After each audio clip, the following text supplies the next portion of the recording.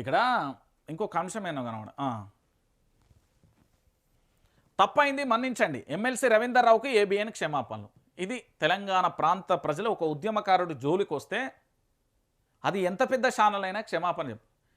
పిలిచింది వాళ్ళే, గెట్అవుట్ అని అవమానించింది వాళ్ళే. ఏ పిచ్చి నా కొడుకులు అంటే రాసేదని అన్నాడు. తప్పేమున్నది? తప్పేమున్నదల్లా? ఒకసారి ఆలోచించండి. ప్రజలందరం కూడా మనం ఆలోచిద్దాం. ఒక ఛానల్లో తమ యొక్క గొంతుకగా ఒక పార్టీకి సంబంధించిన ఒపీనియన్ కానీ, ఒక పార్టీకి సంబంధించిన ఆలోచనలు కానీ, ఒక పార్టీకి సంబంధించిన ఇప్పుడు మార్నింగ్ న్యూస్ ఉంది, దీంట్లో వివిధ పత్రికలు వచ్చిన అంశాలన్నింటి మీద నేను చర్చించే ప్రయత్నం చేస్తాను. అట్లనే ఒక టాపిక్ తీసుకొని వాళ్ళు డిస్కషన్ చేస్తారు, 4 ప్యానెల్లో కూకుంటారు. గెట్అవుట్ గెట్అవుట్ గెట్అవుట్ అనడానికి భారత రాజ్యాంగం పిలిచి అవమానించుడు ఎక్కడండి? ఏ హక్కు ఉన్నదండి? క్షమాపణ ఒక రవీందర్ రావుకే కాదు, తెలంగాణ ప్రాంత ప్రజలందరికీ చెప్పాలి. మీ ఆంధ్రజ్యోతి వెంకటకృష్ణ ఆయన కూకొని ఇట్లా పెట్టుకొని ఇట్లా చెప్పినాక అయిపోతుందా? మొన్న నాటికెత్తనంటే ఆయనకు బాగా కోపం వచ్చిందట. అది అక్కడెక్కడో ఏది రాహుల్ గాంధీని అవమానించినట్టు రాజ్యాంగం పట్ల, మళ్ళీ రేవంత్ రెడ్డి పట్ల ఏం కనబడతలేవో, కళ్ళు కనబడతలేవో? ఈ తెలంగాణలో 4 కోట్ల మందికి సంబంధించి మాలాంటి ప్రశ్నించే గొంతుకల మీద అక్రమ కేసులే కొడుతురు. ఏం చేస్తున్నావు? ఈ తెలంగాణలో నీళ్లు లేక అల్లాడిపోతున్నారు రైతులు. ఏం చేస్తున్నావు? ఈ తెలంగాణలో నిరుద్యోగులు ఉద్యోగాలు లేక అల్లాడిపోతున్నారు. ఏం చేస్తున్నావు? ఈ తెలంగాణలో ఎరువులు లేక రైతులు అల్లాడిపోతున్నారు. ఏం చేస్తున్నావు? కార్మికులకు సంబంధించి కనీసం ఈఎస్కి సంబంధించి కట్ అయిపోతున్నది కదా, వాళ్ళ కట్ట మందులు లేవట, బాకీ ఉన్నదట.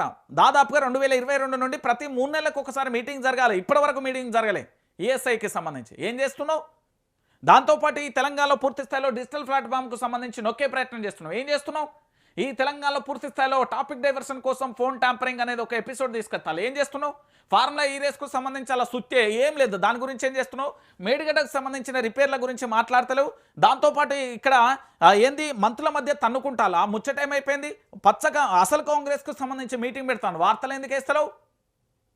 బొచ్చడు ఉన్నాయి, ముచ్చట చెప్తారా ఊకొని స్టూడియోలో. అరే ఏం భయ్, తెలంగాణ సమస్యలు కనబడతలేవు? తెలంగాణ సమస్యలు కనబడతలేవు? గిదానండి మళ్ళీ ఛానల్ నడిపే విధానం అట. అరే ఇప్పుడు నేనున్నా ఆనాడు కాంగ్రెస్కు పూర్తి స్థాయిలో బల్లగుద్ది చెప్తున్నా. ఆనాడు విపక్షంగా పనిచేసిన ఈనాడు విపక్షంగా పనిచేస్తున్నా. ఎక్కడ దగ్గర రూపాయి ఆశించలే, ఎవరి దగ్గర పదవులు ఆశించలే, ఏం ఆశించలే, బొచ్చడు ఆఫర్ చేసిర్రు. కానీ మనం ఎక్కడ ఏంది అంటే ప్రజల పక్షాన్ని నిల్చోవాలి. ఆ సమస్యలు కనబడాయి. నేను పోనీ ఛానల్కి సంబంధించి వీడియోలు ఏం డిలీట్ చేయాలి, అలానే ఉంటాయి. ఇక చూడుర్రి, దాదాపుగా నాకు తెలిసి 42 వీడియోలు వేసిన కదా, 42,000